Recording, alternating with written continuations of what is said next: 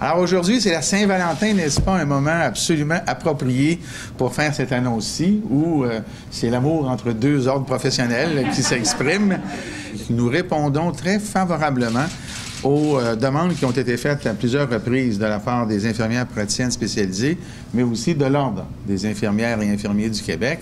Et à cet égard-là, je salue la collaboration qu'il y a eu entre les deux ordres que sont le Collège des médecins et l'Ordre des infirmiers et infirmières du Québec. Ainsi, les infirmières praticiennes spécialisées voient maintenant leur classification changer.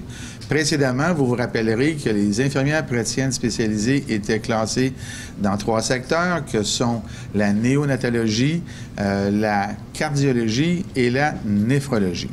Aujourd'hui, nous gardons la néonatologie, nous amalgamons la cardio et la néphrologie dans un groupe qui sera celui des infirmières praticiennes spécialisées de pratique adulte, auquel on ajoute une pratique pédiatrique et une pratique de santé mentale.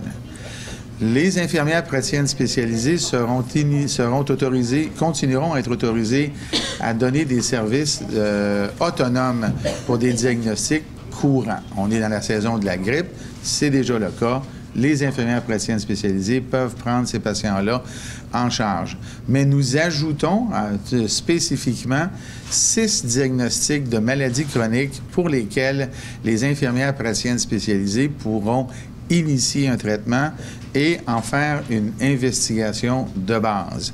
Alors, ces 6 diagnostics sont le diabète, l'hypertension, l'hypercholestérolémie, l'asthme, la maladie pulmonaire obstructive chronique et l'hypothyroïdie.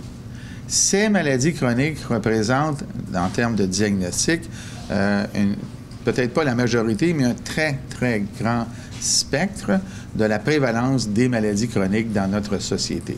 Conséquemment, les infirmières pourront, de façon autonome, faire le diagnostic et initier un traitement pour ces maladies, en plus des problèmes de santé courants que l'on connaît.